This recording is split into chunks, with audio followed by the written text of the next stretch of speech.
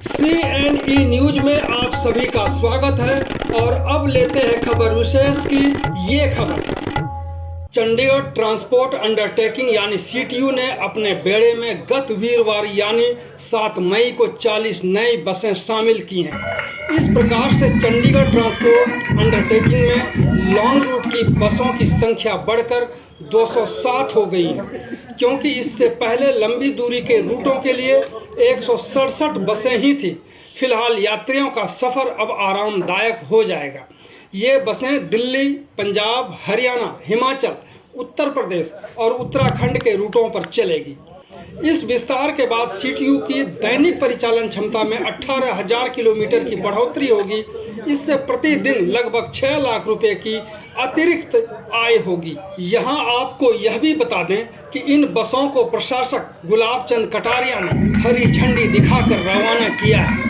यात्रियों में इस बात को लेकर के खुशी है कि सस्ते में लग्जरी वॉल्वो बसों जैसा सफर उन्हें मिल पाएगा। अब सुनते हैं गुलाब चंद कटारिया को कि उन्होंने हरी झंडी दिखाने के बाद क्या कहा।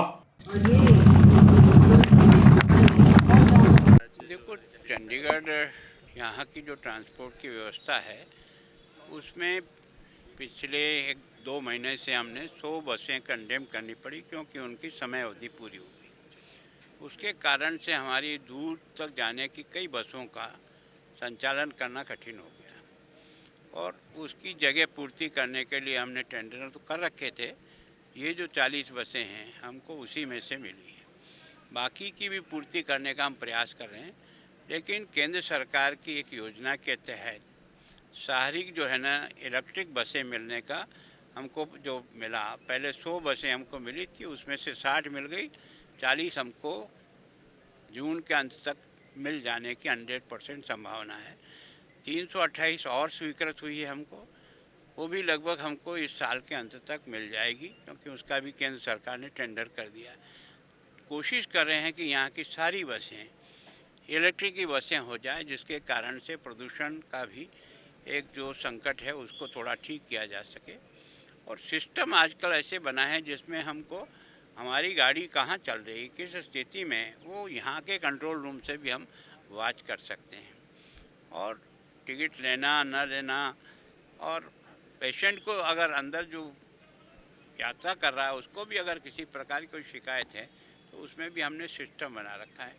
तो कोशिश की कि जनता की सुविधा के अनुसार अधिक से अधिक सुविधाएँ मिले और हमारी बसें भी एक तरह से प्रॉफिटेबल धंधा नहीं है ये, क्योंकि ये जनता की सेवा है, लेकिन फिर भी हम लगभग उतनी पूर्ति कर सके जितना हमारा खर्चा है।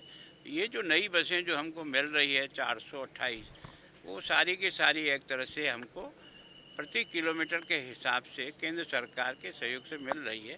तो हम उसमें से कितना कवर कर सकते हैं, 62 रुपया पर किलोमीटर के हिसाब से वो हमको मिल रही है। तो उसमें से हम कितना अर्न करते हैं, कितना केंद्र सरकार हमको देती है, कितना हमको मिलाना है। पर हम चाहते हैं कि घाटा खा कर के भी हमारे यहाँ के जो यात्री हैं उनको अच्छी सुविधा मिले, उसका प्रयत्न करें। पहली बार कोशिश हम करेंगे।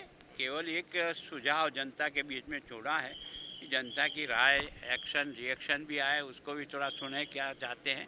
हम कोशिश करें कि कम से कम पहली शुरुआत हम अपने अधिकारियों से करेंगे कि वो लोग सप्ताह में 1 दिन है ना अपनी गाड़ी नहीं लेके आएँ, या तो वो साइकिल से आएँ और या बस से आए।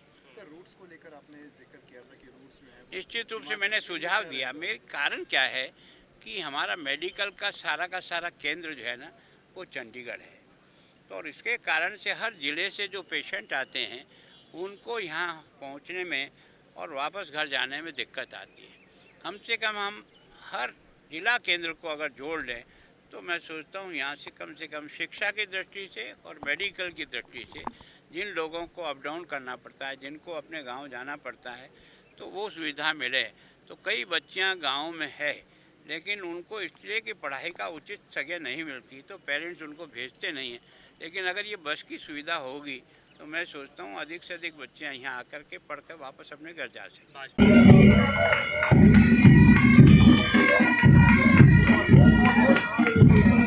CNE न्यूज के साथ बने रहने के लिए आप सभी का बहुत बहुत धन्यवाद।